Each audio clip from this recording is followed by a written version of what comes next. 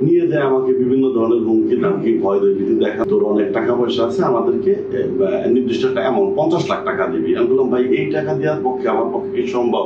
সাজেক থেকে খাগড়াছড়ি ফেরার পথে দুই পর্যটক ও তাদের গাড়ি চালককে অপহরণের চেষ্টার অভিযোগ উঠেছে। পরে পুলিশের তৎপরতায় তাদের উদ্ধার করা হয়েছে। মঙ্গলবার সকালে দিঘিনালার জামতলী এলাকায় এই ঘটনা ঘটে।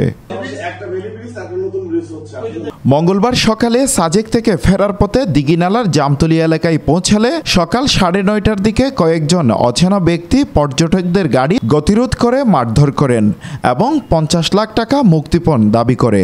এমন বর্ণনাই দিচ্ছেন ফরিদপুর থেকে বেড়াতে আসা SM নাহিদুজ্জামান ও মামুন ফকির। নিজের পাশে একটা আছে, ওই আপনার সোয়ামিন আছে, লাল গেটালা তালা মারা থাকে সবসময়, ওই সোয়ামিনের ভিতরে নিয়ে যায় আমাকে বিভিন্ন ধরনের হুমকি ধামকি ভয় ভীতি দেখানো। একে 3জনকে নিল, ফোন সিজ করে নিল, ID কার্ড নিল, সবই নিল। তারা বিভিন্ন কিছু যাচাই বাছাই করে বললো তোর অনেক টাকা পয়সা আছে, আমাদেরকে নির্দিষ্ট একটা অ্যামাউন্ট 50 লাখ টাকা দিবি। আমি বললাম ভাই এই টাকা দেওয়ার পক্ষে আমার পক্ষে সম্ভব, এই টাকা দেওয়ার চেহারা কি আমার?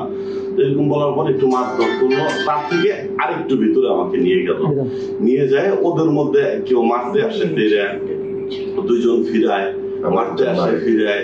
তখন ও বললো যে ভাই অ্যাকাউন্ট নাম্বারটা অন্তত দেন, অ্যাকাউন্ট নাম্বারটা তো পরিবারকে দেওয়া যাবে। এ বিষয়ে কথা হয় খাগড়াছড়ি পুলিশ সুপার মোহাম্মদ আরফিন জুয়েলের সাথে। তিনি বলেন বিষয়টি তদন্ত করব। পাহাড়ে কারা কিডন্যাপিং বা অপহরণের সাথে জড়িত তাদেরকে আমরা খুঁজে বের করে আইনের আওতায় আনব। এখন বিষয়টা আইনগত বিষয়, তো আমরা অপহরণ বা কিডন্যাপিং এর মামলা নেব। মামলা নিয়ে আমরা বিষয়টা তদন্ত করবো এবং এই পাহাড়ে কারা কিডন্যাপিং বা অপহরণের সম্পৃক্ত জড়িত এই বিষয়গুলো আমরা তদন্ত করে বের করবো এবং প্রত্যেকে আমরা আইনের আওতায় নিয়ে আসবো। খাগড়াছড়ি প্রতিনিধি অবি বড়ুয়ার পাঠানো তথ্যচিত্রে হোসাইন আব্বাস, বাংলাধারা, চট্টগ্রাম।